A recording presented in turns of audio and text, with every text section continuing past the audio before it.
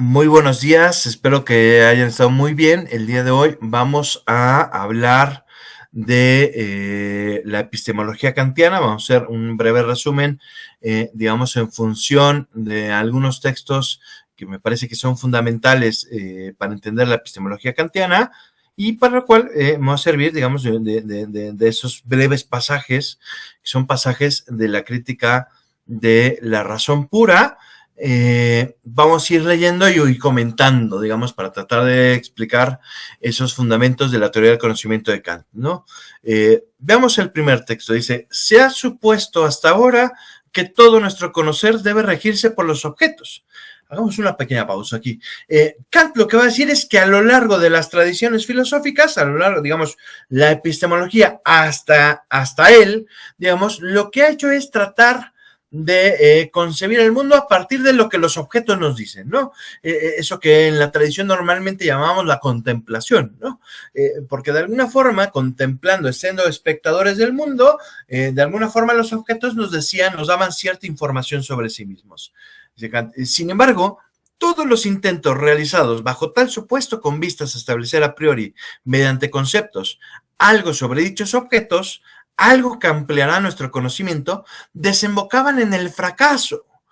Aquí Kant está haciendo una crítica radical, digamos, a toda la epistemología anterior, ¿no? A toda la epistemología, digamos, que no va a partir del sujeto. ¿Por qué? Porque nosotros queremos tener un conocimiento, y esto desde Aristóteles, digamos, tiene una cierta fuerza, queremos un conocimiento que tenga una cierta validez de universalidad y necesidad. Y lo que nos damos cuenta es que nuestro conocimiento que esa universalidad y esa necesidad no la sacamos de las cosas. Es decir, no está en las cosas concretas. Y entonces, ¿de dónde sacamos esas condiciones que son, que va a llamar, son condiciones a priori, para que nuestro conocimiento alcance el nivel de la ciencia, ¿no? El camino seguro de la ciencia, después va a hablar justo de eso. Es decir, bueno, si nosotros nos vamos y queremos deducir de los objetos, de esa relación entre sujeto y objeto, queremos reducir del objeto esa universalidad y esa necesidad, pues nos vamos a dar cuenta que esa universalidad y esa necesidad no está en los objetos y que por tanto pretender hacer ciencia centrado solo en el objeto nos lleva al fracaso. Lo que tenemos que hacer, va a decir Kant, es un giro copernicano, ¿no? Un giro copernicano donde el lugar que antes ocupaba el objeto, ahora situemos al sujeto y a través de situar al sujeto en el lugar del objeto, entonces digamos que el sujeto ya no es un mero sujeto pasivo que está como espectador del mundo, sino que es un sujeto activo que va a interrogar a la naturaleza. No solo se queda contemplando la naturaleza para ver qué le dice la naturaleza, sino que va a interrogar, el mismo Jack ya va con sus propias categorías a interrogar a la naturaleza para ver si la naturaleza funciona de tal o cual forma, ¿no? Por eso decir esto de que las epistemologías anteriores han fracasado. Dice, intentemos pues por una vez, si no adelantaremos más en las tareas de la metafísica, suponiendo que los objetos deben conformarse a nuestro conocimiento, cosa que concuerda ya mejor con la deseada posibilidad de un conocimiento a priori de dichos objetos, un conocimiento que pretende establecer algo sobre estos antes de que nos sean dados. Es decir, Kant lo que va a decir es cuáles son las condiciones de posibilidad. Kant lo que busca es cuáles son las condiciones de posibilidad por las cuales el sujeto puede conocer el objeto, por las cuales el sujeto puede aproximarse a tener un conocimiento del objeto. Kant lo que va a decir en última instancia es que esas condiciones no dependen del objeto, sino que van a depender por completo del sujeto y que por tanto son previas a la experiencia.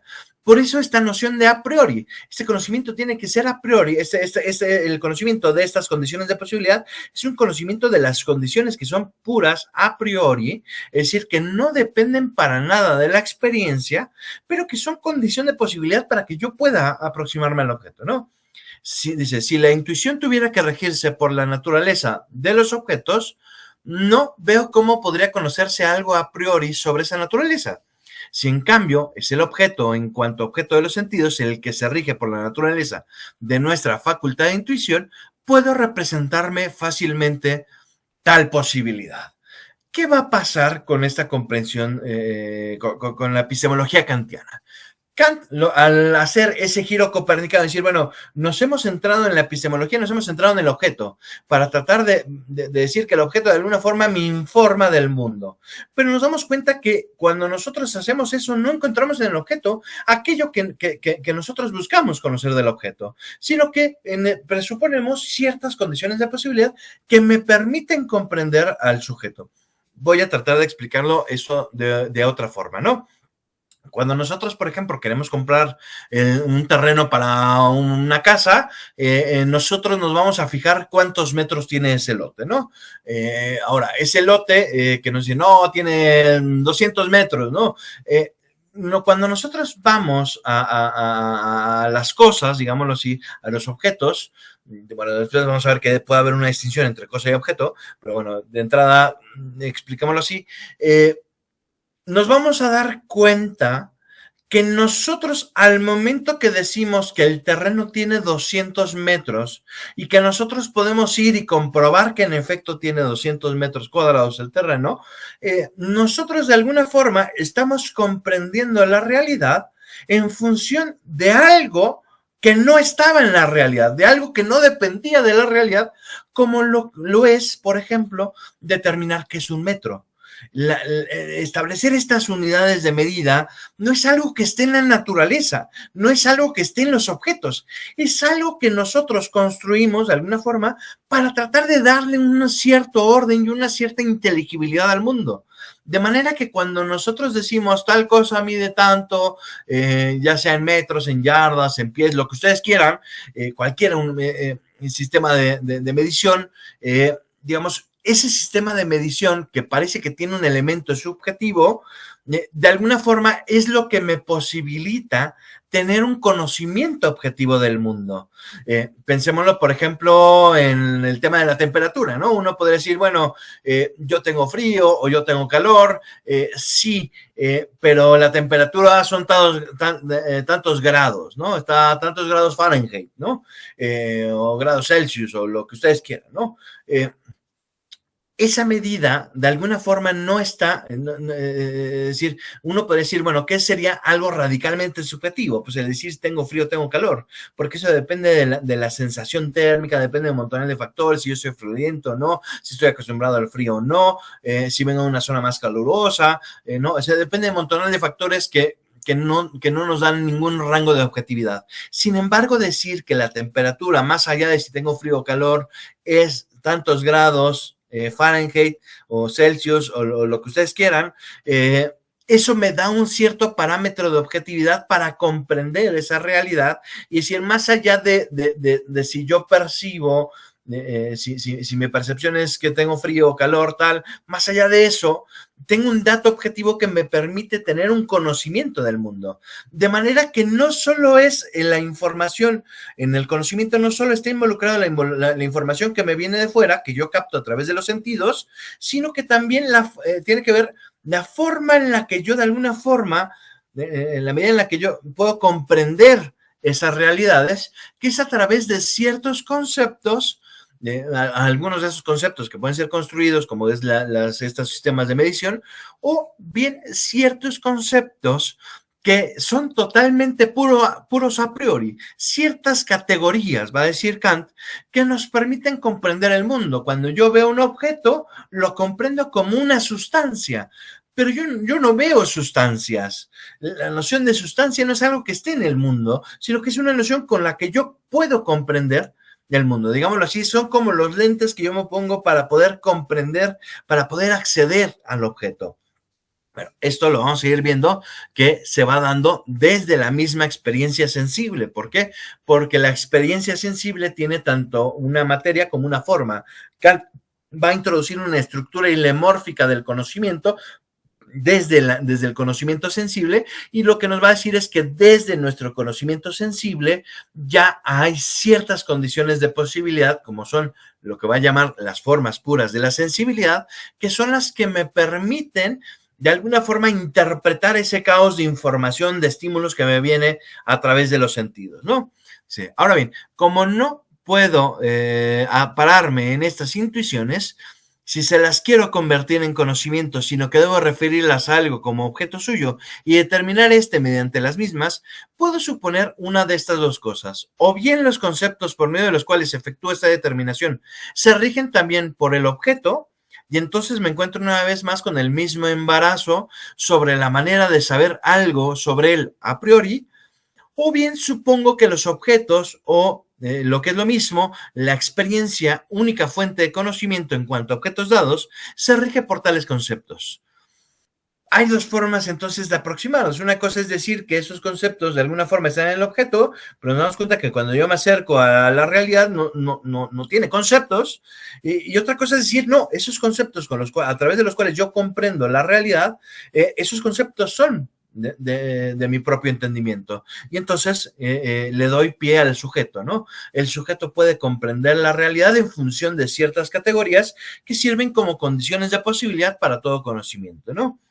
Dice, en este segundo caso, veo enseguida una explicación más fácil, dado que la misma experiencia constituye un tipo de conocimiento que requiere entendimiento, y este posee unas reglas que yo debo suponer en mí ya antes de que los objetos me sean dados, es decir, reglas a priori. Esas reglas se expresan en conceptos a priori, a los que por tanto se conforman necesariamente todos los objetos de la experiencia y con los que debe concordar. Es como si tú tuvieras un programa para iPhone y tú tuvieras un celular Android, ¿no? Y tú a ese celular Android le quisieras meter ese programa de iPod, ¿no? Pues no puedes porque no tienes los medios no está en las condiciones adecuadas para que tu software del celular Android reciba ese programa para el iPod, ¿no? O para el iPad. Bueno, lo mismo pasaría, digamos, en el conocimiento. Nosotros solo podemos comprender la realidad en función de ciertas categorías que son las que de alguna forma me sirven de sustento para comprender la realidad. Veamos entonces ahora el segundo texto. Dice, no hay duda alguna de que todo nuestro conocimiento comienza con la experiencia. Aquí acordemos que Kant, digamos, en su formación inicial, Kant va a estar adscrito, digamos, de alguna forma a la beta racionalista, esa beta vinculada a Spinoza, a Descartes, a Leibniz, donde de alguna forma hablamos de un conocimiento que no depende de nuestra experiencia, sino que de alguna forma va a depender de ciertas ideas innatas, de ciertas verdades eternas que ya sea que estén en Dios, como en Malebranche, ¿no? Esa visión en Dios, o que estén en nuestro espíritu, como en Descartes, ¿no? Ciertas ideas innatas como la idea de lo infinito, etcétera, que nos permiten, con la idea de extensión, ¿no? Que nos permiten comprender la realidad, ¿no? Al mismo tiempo, Kant se va a topar con la crítica que va a hacer Hume a la teoría del conocimiento de tipo racionalista, ¿no? De manera que Kant, de hecho, en alguno de sus textos más famosos, va a decir que Hume lo ha despertado del sueño dogmático, ¿no? El sueño dogmático de los racionalistas, de creer que tenemos ciertos principios innatos que nos permiten comprender la realidad o que nos permiten tener un conocimiento del mundo, ¿no? Que ya son conocimiento del mundo. Kant lo que va a decir es, no, nuestro conocimiento debe partir de la experiencia. Nuestro conocimiento depende de la experiencia, pero no basta la mera experiencia. Comienza con la experiencia, pero no se queda ahí.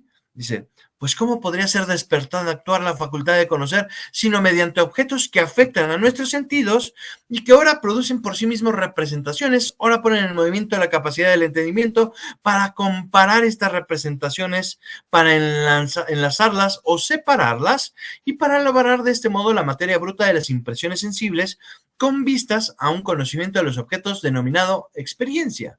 Por consiguiente, en el orden temporal, fíjense, aquí ya está introduciendo una distinción, en el orden temporal ningún conocimiento precede a la experiencia y todo conocimiento comienza con ella.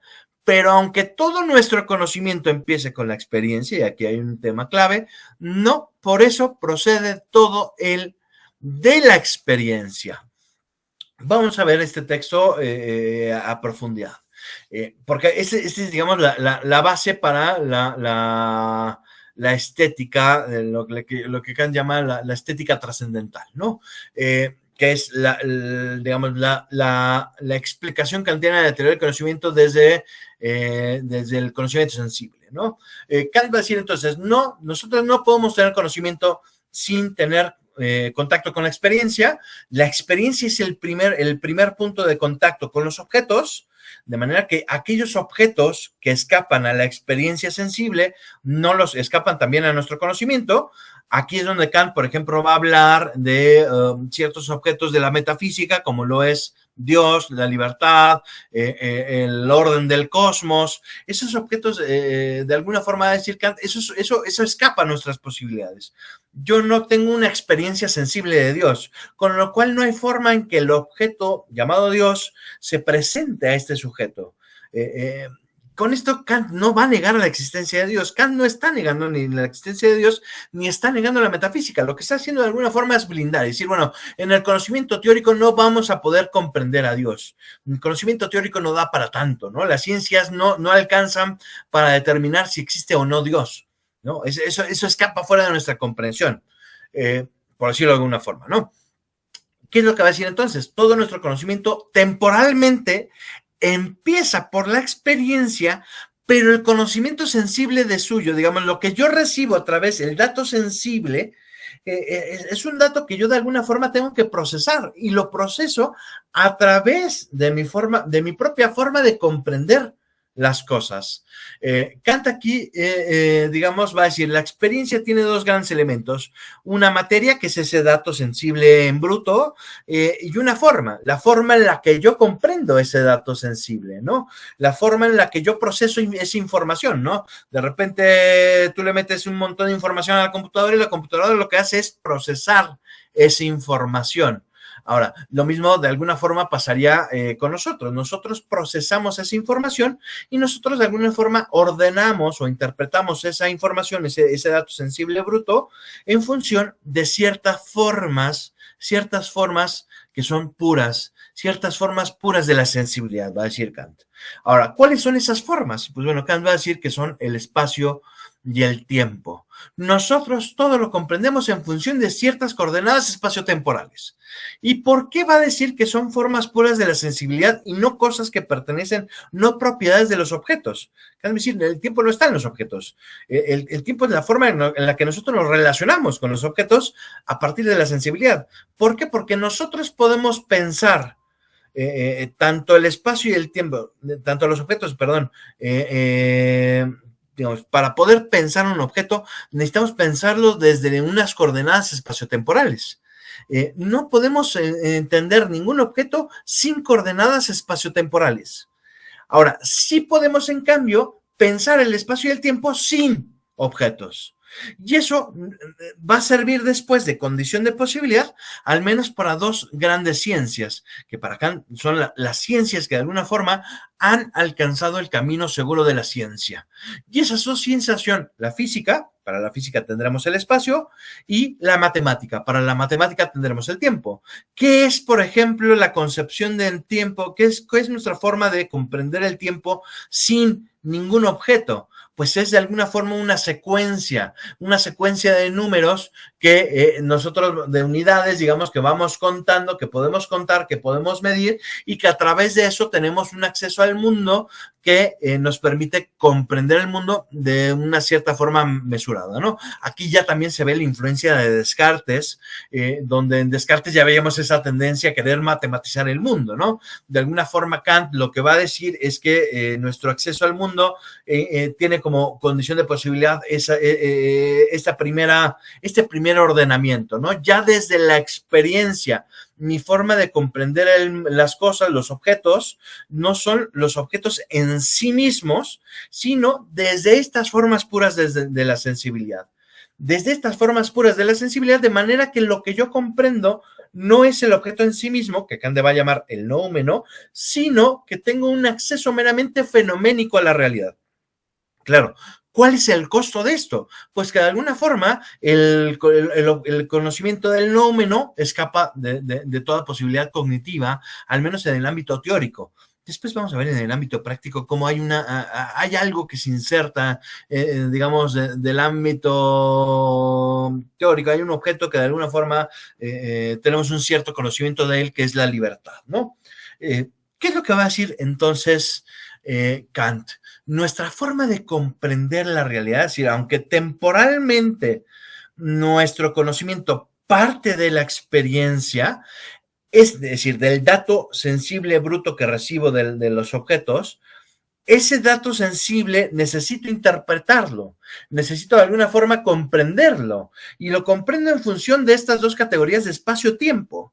Ahora, eso solo me alcanza para la experiencia sensible, no me alcanza para pensar el objeto. Y entonces, ¿cómo puedo pensar en el objeto y cómo puedo de alguna forma comprender el objeto? Porque no puedo comprender el objeto si no soy capaz de pensar en el objeto, ¿no? De alguna forma eso es lo que está presuponiendo Kant, ¿no? Uno diría, bueno, ¿cómo comprendo eso? Bueno, pues necesito esto que es lo que Kant le va a llamar la intuición. El conocimiento sensible se da a través de la intuición, y la intuición tiene tanto una parte material como una parte formal, como ya hemos visto, ya es un conocimiento fenoménico. Y ese conocimiento fenoménico de alguna forma tiene que ser procesado, ¿no? Ese conocimiento primero pasará a lo que Kant llama el esquema trascendental, lo que sería en algunos otros autores la imaginación, y a través de la imaginación, digamos, vamos a procesar esa información para que esas intuiciones después puedan ser categorizadas. Aquí es donde Kant va a introducir la noción de categoría que aparecía en Aristóteles. Se acordarán de las categorías aristotélicas. Kant, de hecho, va a respetar las categorías aristotélicas. La diferencia es que va a decir que esas categorías no están en las cosas, sino que son los conceptos puros a priori, son esas formas lógicas que me permiten tener una cierta comprensión de los objetos, ¿no? Kant va a decir que de alguna forma las categorías sin intuiciones, sin este dato previo de la experiencia que tiene ese contacto con el mundo que se da a través de la intuición, no son conocimiento en sentido estricto, sino meras formas lógicas vacías, pero también las intuiciones sin categorías son ciegas, dice Kant. Va a ser una especie de paráfrasis de San Pablo, ¿no? Va a decir, bueno, así como las categorías sin las intuiciones son vacías, las intuiciones sin categorías son ciegas. La forma en la que yo puedo comprender aquellos datos que me da, que vienen, digamos, contenidos en las intuiciones, es categorizando esas intuiciones, ¿no? Y eso se da a través del papel que va a cumplir el esquema trascendental, ¿no?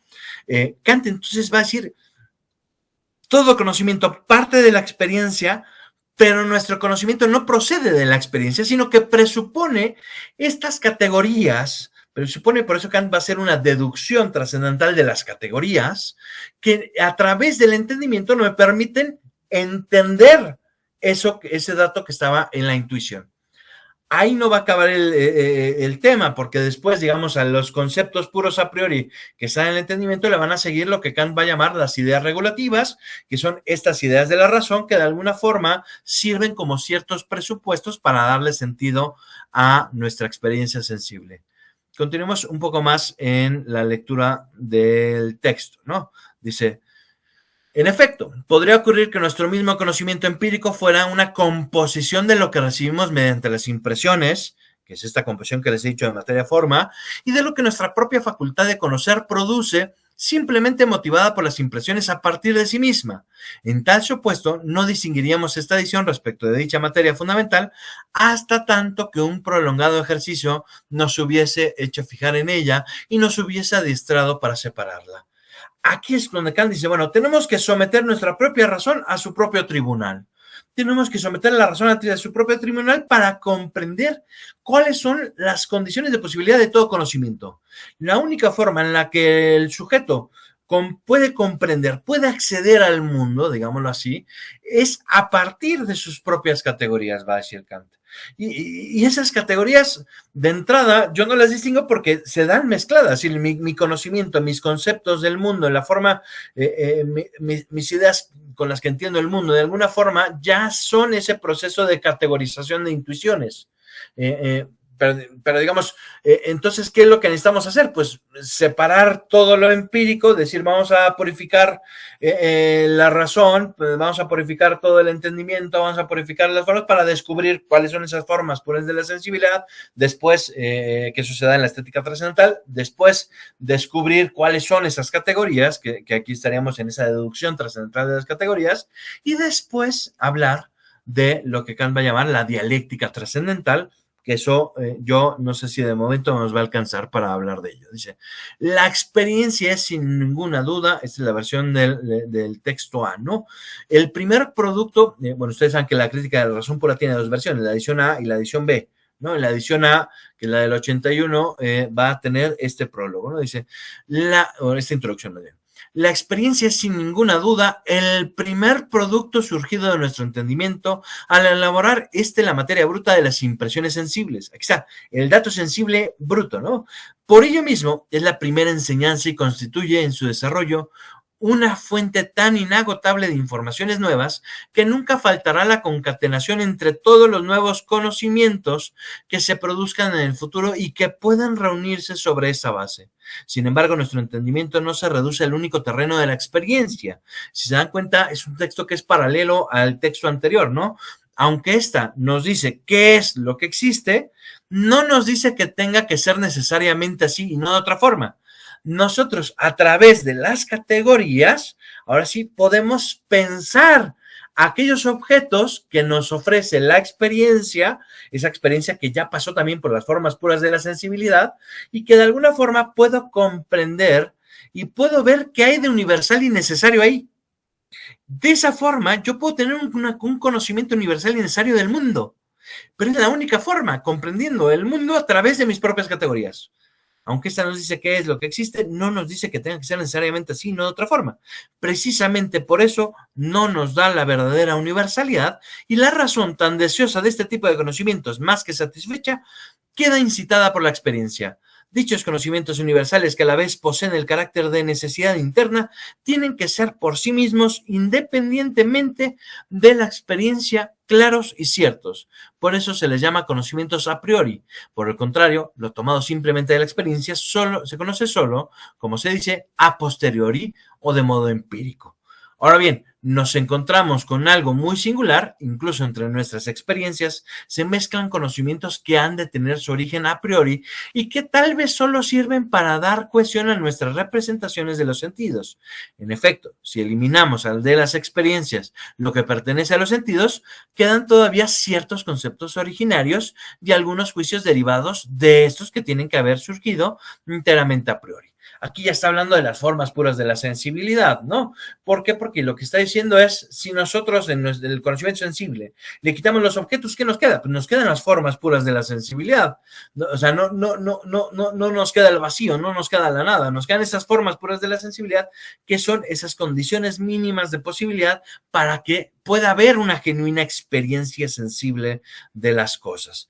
Entonces necesitamos de ese espacio y tiempo, que son la primera condición que después nos van a servir para poder comprender, para poder ponderar el mundo, para poder comprender qué hay de necesario en esa experiencia sensible y tener un conocimiento universal y necesario del mundo, ¿no? Dice, ya que se hacen que puedan decirse, o al menos que se crea que puede decirse de los objetos que se manifiestan a los sentidos más de lo que la simple experiencia enseñaría, y que algunas afirmaciones poseen verdadera universalidad y estricta necesidad, cualidades que no puede proporcionar el conocimiento meramente empírico. Vayamos al texto número 3. Se trata de averiguar cuál es el criterio seguro para distinguir el conocimiento puro del conocimiento empírico. La experiencia nos enseña que algo tiene estas u otras características, pero no que no pueda ser de otro modo. Fíjense, si nosotros nos quedamos con Hume, si nosotros le creemos a Hume y nuestro conocimiento solo da, digamos, para quedarse en la experiencia, el problema de eso, y eso lo vio muy bien Hume, es que no alcanza para tener un conocimiento universal y necesario. Y si nosotros habíamos definido que lo propio de la ciencia es tener un conocimiento universal y necesario del mundo, si nosotros nos quedamos con el empirismo, nosotros estaríamos de alguna forma renunciando a todo posible conocimiento científico. Dice Kant, bueno, eso también es inadmisible. Necesitamos tener un conocimiento científico del mundo y para ello entonces necesitamos algo más. Me doy cuenta que con la mera experiencia no me basta y por tanto requiero algo que sea de carácter a priori, algo que no sea a posteriori, algo que dependa de la experiencia, sino que sea previo a la experiencia y que sirva de condición de posibilidad para comprender la experiencia, ¿no? Para comprender ese dato sensible. La experiencia nos enseña que algo tiene estas otras cualidades, pero no que no puede ser de otro modo. En consecuencia, si se encuentra en primer lugar una proposición que al ser pensada es simultáneamente necesaria, tenemos un juicio a priori. En segundo lugar, la experiencia nunca otorga a sus juicios una universalidad verdadera o estricta, sino simplemente supuesta o comparativa inducción, de tal manera que debe decirse propiamente, de acuerdo con lo que hasta ahora hemos observado, no se encuentra excepción alguna en esta o aquella regla. Por consiguiente, si se piensa un juicio con estricta universalidad, es decir, de modo que no admita ninguna posible excepción, no deriva de la experiencia, sino que es válido absolutamente a priori. Nosotros queremos llegar a ese nivel de tener juicios que no deriven de la experiencia, pero que sean absolutamente a priori. Esto no significa hablar de ideas innatas. Esto necesita decir que para poder tener un conocimiento universal y necesario, ese dato sensible necesita ser categorizado en función de principios que sean absolutamente válidos y que sean a priori. La universalidad empírica no es, pues, más que una arbitraria extensión de la validez. Se pasa desde la validez en la mayoría de los casos a la validez en todos los casos, como ocurre, por ejemplo, en la proposición todos los cuerpos son pesados. Por el contrario, en un juicio que posee esencialmente universalidad estricta, esta apunta a una especial fuente de conocimiento, es decir, a una facultad de conocimiento a priori. Necesidad y universalidad estricta son, pues, criterios seguros de un conocimiento a priori y se hallan inseparablemente ligados entre sí. Nosotros queremos tener un conocimiento universal y necesario, pero nos damos cuenta que en la experiencia no tenemos esa universalidad y esa necesidad. La experiencia nos enseña que las cosas funcionan de una forma, pero no nos garantizan que eso es universal y necesario. Entonces, para obtener esa necesidad universal, necesitamos apelar a algo más allá de la mera experiencia. Bueno, yo aquí con esto cerraría esta primera grabación